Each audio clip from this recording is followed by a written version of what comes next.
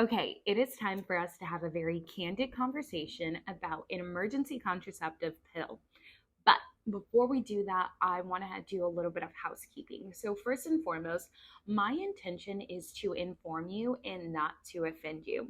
My delivery is very direct, and that's because I feel like there's been an attack on women's health and fertility. And so I get very passionate. But that being said, I'm here to inform you, not to offend you. So if I do offend you, my apologies, but also like do some self work and figure out what's going on.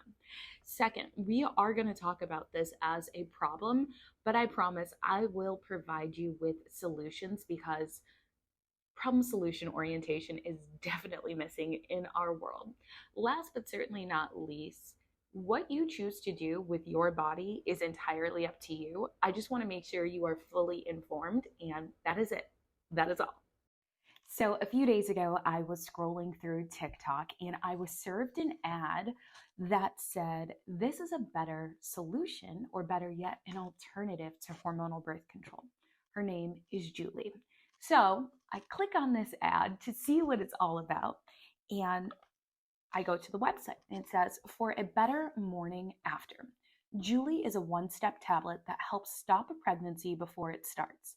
The active ingredient is levonorgestrel, sounds like something from Harry Potter, helps prevent pregnancy by temporarily delaying ovulation or stopping it. It should not be used for regular birth control and will not harm an existing pregnancy.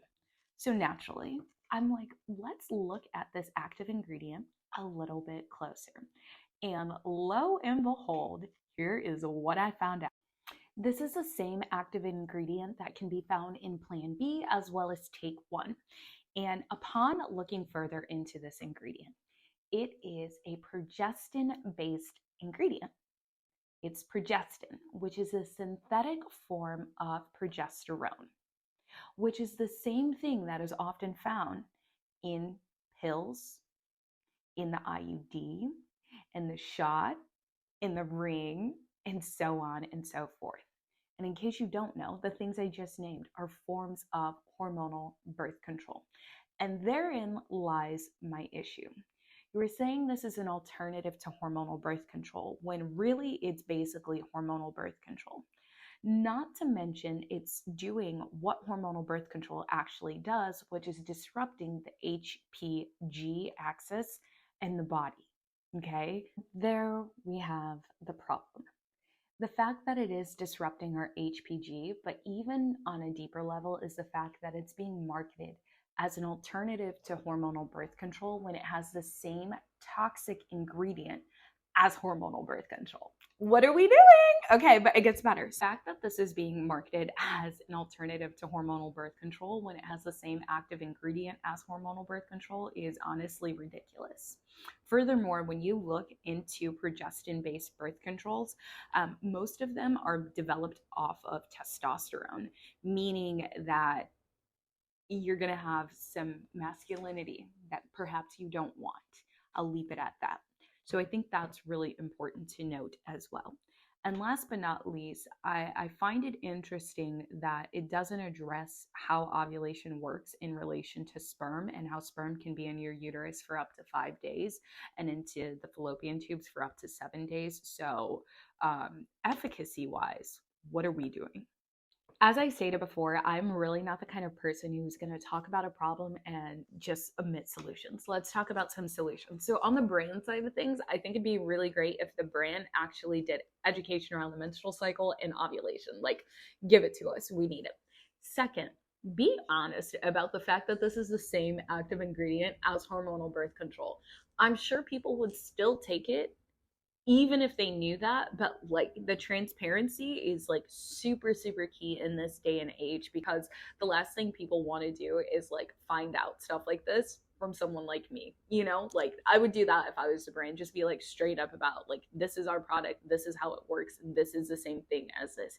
Don't market it as an alternative. It's not. It's really not. It's the same thing, especially if you can take it in place of your pill if you skipped your pill. Okay. Now for you, so what can you do as someone that perhaps has taken this and had no idea about this active ingredient and its impact on your body? First, support your gut. You guys know I love my fermented foods, whether it be kombucha or probiotic yogurts, or just take your probiotic altogether, right? You guys know which one I recommend. It is linked in the bio, and I just shared another one on stories today. The second thing I really encourage you to do, which is probably the most important, is mastering your menstrual cycle. So much of this can be avoided when you know when you are ovulating throughout your cycle. And if you need kind of like a refresher course or just a kickstart in that, make sure you check out my program, Flawless Flow, because I quite literally teach you all about this, and we cover the symptothermal method, which is what I use for natural contraception. Lastly, get a book. Read this book. It's called This Is Your Brain on Birth Control by Dr. Sarah Hill. Such a phenomenal read and a really great resource. So there you go. I hope this has been really informative for you and extremely supportive. Again, my intention is just to make sure that we have the right information. I want you to be fully informed. Like, informed consent is the best consent. It quite literally hits so different. So, with that being said, I'm sending you big love and flowy vibes, and I'll check in with you soon.